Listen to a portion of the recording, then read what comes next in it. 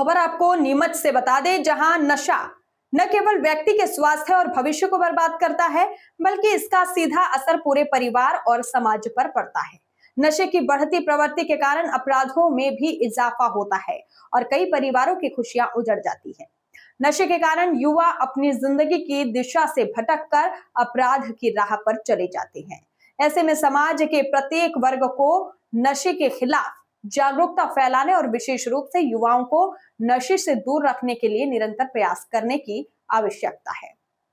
जावद उप जेल में jailer doctor Anshul Garg द्वारा बंदियों के सुधार और उनके व्यवहार में सकारात्मक परिवर्तन लाने के लिए लगातार नए नए प्रयोग किए जा रहे हैं। उनका प्रयास है कि जेल में निरुद्ध बंदियों को केवल सजा की प्रक्रिया तक सीमित न रखते हुए उन्हें समाज की मुख्य धारा से जोड़ने, उनकी सोच में सकारात्मक बदलाव लाने और भविष्य में बेहतर जीवन जीने के लिए प्रेरित किया जाए। डॉक्टर गर्ग द्वारा बंदियों के सुधार के लिए विभिन्न रचनात्मक एवं सकारात्मक गतिविधियों पर विशेष ध्यान दिया जा रहा है। इसके साथ ही आपको बता दें कि बंदियों को नशे से होने वाले दुष्परिणामों, अपराध और परिवार पर पड़ने वाले नकारात्मक प्रभावों के प्रति जागरूक करने के साथ ही उन्हें अनुशासन, जिम्मेदारी और सकारात्मक सोच के लिए प्रेरित किया जा रहा है।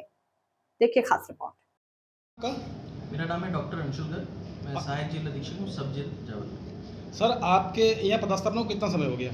मैं 7 जून 2025 को मेरी यहाँ पदस्थापना हुई थी। 1 वर्ष करीब 2 माह मुझे हो गए।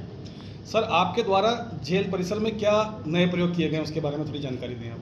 जी, जब हम सब जेल एक छोटी इकाई होती है, जेल की सबसे छोटी इकाई है, और ये सबसे बड़ी समस्या आती है सब जेलों पे कि जो हमारे बंदी हैं यहाँ पे, बंदी भाइयों का किस तरीके से समय अच्छे से प्रोडक्टिव रूप से व्यतीत हो सके, ज़्यादा से ज़्यादा समय को सदुपयोग कर सकें और अच्छी राह पे चलें, और नए सुधारात्मक अधिनियम के तहत वो सुधार की दिशा में कुछ प्रयास ज़रूर करें। इसको देखते हुए हमने एक तो रेडियो का कार्य चालू किया, जिससे कि उन्हें निरंतर भजन, प्रवचन, श्रीमद् भगवत गीता का नियमित पाठ ये सब सुनाया जा सके। एक चीज़। दूसरी चीज़ हमने मुख्य रूप से ये किया कि वो खेती और इस तरह के कार्य थोड़े बहुत जेल स्तर पर कर सकें। हमने नर्सरी भी चालू की है।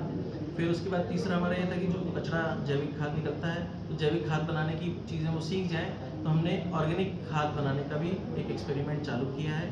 उसके बाद हमने उनको, जितने हमारे सीमित संसाधन हैं, तो एक एक बंदी करके हम उनको टाइपिंग भी सिखाने का प्रयास कर रहे हैं। हमने कंप्यूटर ट्रेनिंग प्रोग्राम भी चलाया हुआ है, और अभी हमारा लेटेस्ट अभी ये है कि साइकोलॉजिकल थेरेपी, जो कॉग्निटिव बिहेवियरल थेरेपी कहलाती है, उसके माध्यम से उनके व्यवहार में सकारात्मक और स्थायी परिवर्तन कर सकें। ये हमारा प्रयास कुछ चल रहे हैं, छोटे प्रयास। सर, नशे से दूरी है ज़रूरी, इसको लेकर के आप क्या संदेश देना चाहेंगे और आपने अपने बंदियों को क्या संदेश दिया है? जी, नशे के खिलाफ हम सख्ती से हमेशा से अभियान चलाते रहे हैं, और भारत सरकार का बहुत अच्छा इन्होंने अभी अभियान चलाया है, क्योंकि नवयुवा और हमारा जो विकसित होने वाला भारत है वो नशे से दूर रहना ज़रूरी है। क्योंकि जैसे जैसे समृद्धि आती है, विकसित देशों में देखा गया है कि नशे की तरफ भी झुकाव लोगों का बढ़ता है। तो उस पर पूर्ण रोक लगाने के लिए सर्वप्रथम हमने नियमित रूप से योगा कार्य चालू किया है। योगाभ्यास कराते हैं, इससे मानसिक रूप से वो नियंत्रण भी अपने ऊपर स्थापित कर सकें और अपने शारीरिक व्यायाम भी उनका हो सके। पहली चीज़ ये थी। उसके साथ ही हमने पुलिस प्रशासन से सहयोग करके नशा मुक्ति के लिए और नशे से दूरी 2.0 अभियान के तहत यहाँ पे हमारे एसडीओपी साहब राठौर साहब और टीआई श्री जादव साहब आए थे, और उनके माध्यम से उनको सीख भी दी गई और उनको नशे के खिलाफ शपथ दिलाई गई। इसके साथ ही गायत्री मंदिर जो शक्तिपीठ है, AWGP और ब्रह्म कुमारी आश्रम, उनके माध्यम से नियमित रूप से हम प्रवचन भी नशे के खिलाफ करवा रहे हैं। प्रयास ये है कि बंदी भाई बाहर जाकर नशे से बिल्कुल दूर रहें। हमने अंदर पूर्ण सख्ती कर रखी है, और सभी हमारे स्टाफ और टीम एक साथ